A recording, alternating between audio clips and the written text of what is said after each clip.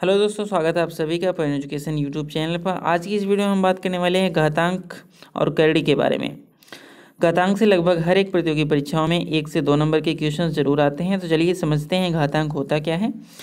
घातांक के लिए आपको क्या करना होगा, जैसे 2 गुणे 2 गुणे 2 अगर हम 3 बार लिखते हैं, किसी भी संख्या को कितनी भी बार लिखते हैं हम उसको एक फॉर्मेट में लिख दें। अगर इतना ज़्यादा लिखने के बजाय हम किसी एक सिंपल रूप में लिखते हैं, उसी को हम घातांक बोलते हैं। जैसे 2 गुणे 2 गुणे 2 3 बार लिखा है, इसको 2 घाते 3 लिख दीजिए, इसी को हम घातांकी रूप बोलते हैं। जैसे गुणा के रूप में लिखा हुआ है, इसको अलग रूप में चेंज कर दें, हम इसको घातांकी रूप बोलते हैं। इसी तरह से a का गुणा किया गया 4 बार तो a घाते 4। किसी भी संख्या का कितनी भी बार गुणा किया गया तो उसके घाते उतना लग जाएगा। जैसे 2 गुणे 2 गुणे 2 गुणे 2 5 बार किया गया तो 2 घाते 5 लग जाएगा। 3 गुणे 3 गुणे 3 ऐसे किया गया है 4 बार तो 3 घाते 4 बन जाएगा। इसी तरह से घातांक होता है। तो चलिए इसके कुछ फार्मूले समझ लेते हैं। a की घाते n गुणे a की घाते m, मतलब कोई संख्या है, जैसे 2 है उसके घाते 3 है और फिर a है अगला, फिर उसी 2 के घाते 4 है, तो वो दोनों जुड़ जाती हैं घाते। गुणा करने पर 2 के घाते 3 गुणे 2 घाते 4 करेंगे, ये बन जाएगा 2 घाते 3 धन 4 बराबर 2 घाते 7। यही कहा ना इस फार्मूले में, a घाते n गुणे a घाते m बराबर a घाते n प्लस m। इसको समझते हैं सही फॉर्मेट के रूप में। जैसे देखिए मैंने बताया घात किसको बोलते हैं, 2 घाते 3 मतलब 2 का 3 बार गुणा, तो इसको लिख दीजिए 2 गुणे 2 गुणे 2 3 बार।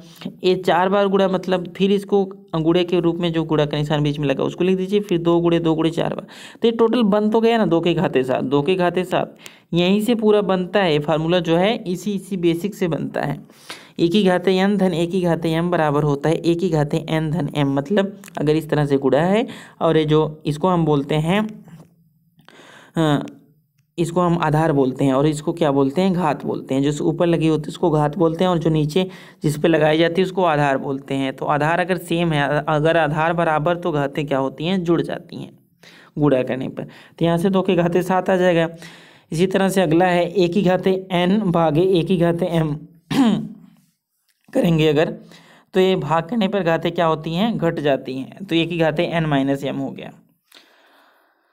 हाँ, इसी तरह से अगर हम क्या करेंगे, 2 संख्याएं अलग अलग हैं, a की घाते m b की घाते m, 2 संख्याएं अलग अलग हैं लेकिन घाते क्या है, सेम है, m m है। तो क्या करेंगे, a b दोनों एक साथ गुणा हो जाएंगे, उसके पूरे की घाते m लग जाएगी। और देखिए अगला एक फार्मूला आपकी स्क्रीन पर है, a की घाते m बराबर अगर x है तो यहाँ से a की वैल्यू क्या होगी, क्या करेंगे हम इनको, देखिए a की घाते m है बराबर x है, तो इसको क्या करेंगे हम, अगर a निकालना है, a निकालने के लिए इन दोनों की घातों में क्या करिए, इन दोनों की घाते 1/m लगा दीजिए। जैसे a घाते m बराबर x लिखा है, तो अगर हम इन दोनों के घाते 1/m लगा देंगे तो यहाँ पे गुणा हो जाएगा इसका 1/m का, इस पे इधर हो जाएगा 1/m। तो यहाँ से m कट जाएगा, यहाँ से a बचेगा, तो बच जाए बराबर a बराबर हो जाएगा x की घाते 1/m। जो घात होती है वो उसके दूसरे विपरीत वाले के संख्या पर उल्टी होकर घात लग जाती है, अगर उसका एक सिंगल फॉर्मेट निकालना चाहते हैं हम तो। जैसे और अगर a की घाते m है, a की घाते m, इसको हम 1/a की घाते हम लिखना चाहें तो 1/a की घाते ऋण m लिखेंगे। जैसे 2 के घाते 3 है तो इसको 1/2 की घाते ऋण 3 लिख सकते हैं। और देखिए अगर देखिए मैंने कहा ना इम्पॉर्टेंट, बहुत ही इंपॉर्टेंट चीज़ है ये, जो दोनों चीज़ें हैं जो बहुत ही इंपॉर्टेंट है। a की घाते m बराबर a की घाते n, अगर देखिए यहाँ पे आधार सेम है, आधार सेम है तो क्या होगी, अगर आधार बराबर है और बराबर का निशान लगा है टोटल का, तो ये दोनों घातें जो होंगी ए भी बराबर होंगी, m बराबर n होगा। और देखिए अगर यहाँ पे a की घाते m बराबर b की घाते m है, अगर घाते भी सेम है तो यहाँ पे आधार भी सेम होना ज़रूरी है, तो a बराबर b हो जाएगा। और देखिए a की घाते b पावर m है और b/a क्या है हमारे पास m है, a भी माइनस m लगा हुआ है, वही सेम चीज़ है। a/b की घाते m बराबर हो जाएगा उल्टा करके -m।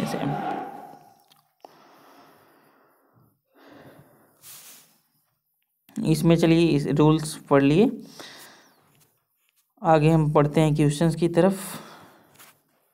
एक कैरडी आ गया, कैरडी की क्वेश्चंस कैसे करते हैं। यहाँ पे 4 कैरडी 5 है, 4 कैरडी 5 नहीं बल्कि यहाँ से कैरडी में 5 है, यहाँ पे आगे लगा है 4, मतलब 5^1/4। इसको क्या लिखेंगे, सही के रूप में लिखना चाहेंगे तो 5^1/4 लिख देंगे। और 4 जो है इसके लिखेंगे 4^1/3। ये 3 जो है अगर कुछ नहीं लिखा है तो 3^1/2 लिख देंगे। इस तरह से हम इसको लिखते हैं।